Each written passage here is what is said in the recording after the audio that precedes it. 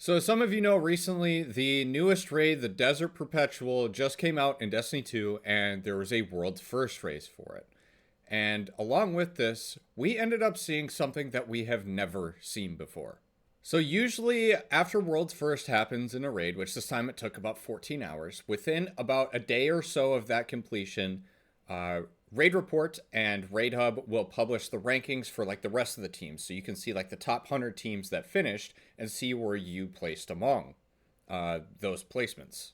But this time around, we waited a full day and nothing was posted. And I waited another day and another day and another day. And it got to the point where I was getting concerned.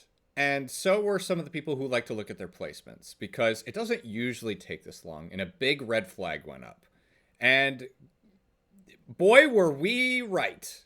This year, I raided with an entirely new raid team, and I was pretty proud of our performance. It took us 34 hours to complete the raid. Not the best, not the worst, but I was still proud of how we did overall, especially for a team that this is our first time ever playing together. And from everything that I had seen, usually people like to, whenever people finish the raid, they'll make like a little Twitter post, they'll flex their emblem, or they'll flex the new exotic or whatever. But I had the general sense that maybe we finished within like, I don't know, either top 25, top 40, top 50, somewhere along those lines.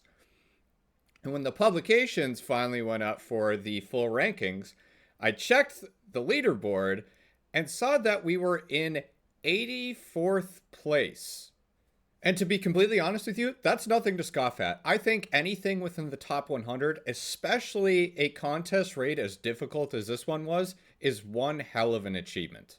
So I wasn't necessarily upset at being in 84th place, but I started to see some tweets pop up the day after the rankings were posted. I woke up and things were starting to blow up. I saw this tweet initially from Aquativity in which he went and audited the first 100 teams that had cleared, supposedly. He posted this Google Doc, which you can see like the Raid Hub links that will take you and show you the stats of the people that had supposedly cleared the raid. And some of the obvious signs that he pointed out that people were obviously cheating were these people either had 10-minute clears, they were using Duality or Lorenz Driver for net limiting. I'm not exactly sure what that means, but I'm assuming it has something to do with using network manipulation to be able to kill a boss like through its shield or something of that sort. The other thing is you saw some of the same people across multiple placements on the leaderboard, so they were just jumping group to group. They had unlimited heavy kills and had fresh accounts and fewer than 5 total raid clears on their account. So this means that people were very, very obviously and knowingly playing or potentially paying cheaters to get a top 100 clear in this raid. So in total, this means 59 out of the top 100 teams, or 354 out of 600 players in the top 100 for this raid race, cheated or played with a cheater or paid to play with a cheater. To make it even worse, Raid Hub did some more auditing, and it turns out that approximately 2/3 of all contest runs completed for the Desert Perpetual were cheated. We only get one raid race a year, and it is something that people truly, truly get super competitive and care a lot about. This is probably one of the most disgusting instances of losing competitive integrity in a competitive environment that I've ever seen. It's both embarrassing for the people that cheated and for the developer, Bungie. This is disgusting. And let me just make it clear, cheating is not just a problem for Destiny 2. It's a problem for the broader gaming market. You see this in all sorts of games nowadays, whether it's for ego, for money. There's a lot of reasons that people do it. But in this instance, it's really sad because there's probably going to be actually nothing done about it. Even if they ban the players that cheated, which is what they should do, it's not going to do anything. There's no real repercussions for that. They're just going to make a new account. And for all the neckbeards that are going to say, well, Mr. Sweat, what if they just do a hardware ban? That'll surely get them. There's ways around bans. Like, these cheaters won't stop. It will continue to happen. Now, if Bungie decided to pull a play out of the Epic Games playbook, I think it would deter a lot of people from cheating.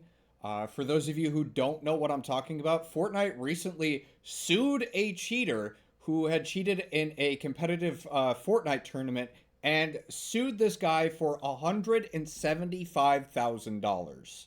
Now, 14-year-old Timmy that plays Destiny 2 and cheated because he thought it was funny or whatever, he wanted to make a little money. If he got sued for $175,000 for cheating in D2, I guarantee you, mommy and daddy are going to be very pissed, and it's probably not going to happen again. Getting carried away, obviously. My point being that if there are no real repercussions for cheating, nothing is going to change, and it's probably only going to get worse. And the thing that scares me, you guys are going to call me schizo for this, is that it'll get to a point where nothing is done about it, and people will be fed information like real world's first contenders could potentially be fed information from people that are cheating. I know, bro, people are going to be up in arms about that, but if you sit and think about it for a second, it's potential. Is it likely? Probably not. But we're at a day and age where I don't trust anybody anymore, bro. Do you see how many people cheated?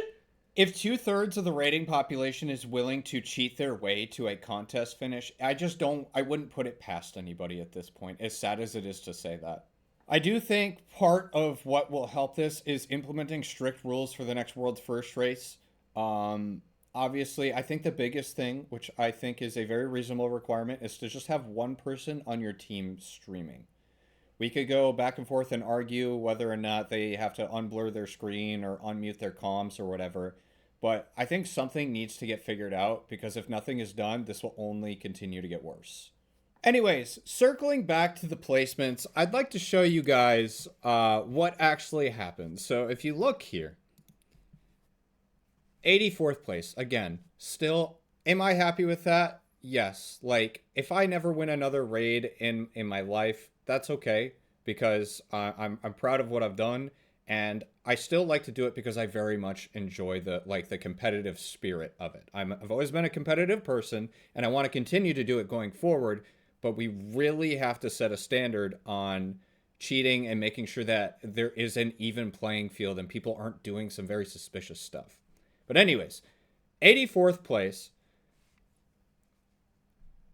If you take out all the cheaters, we go all the way up to 27th. I don't want to sit here and say raid racing is over, but you guys need to be very vocal to Bungie and let them know that something actually needs to be done about this. I don't wish everybody and their mother to be sued, but something has got to give. Otherwise, we're going to lose our competitive integrity. We're going to lose our favorite moment of the year as Destiny players, and it would just be a very sad day.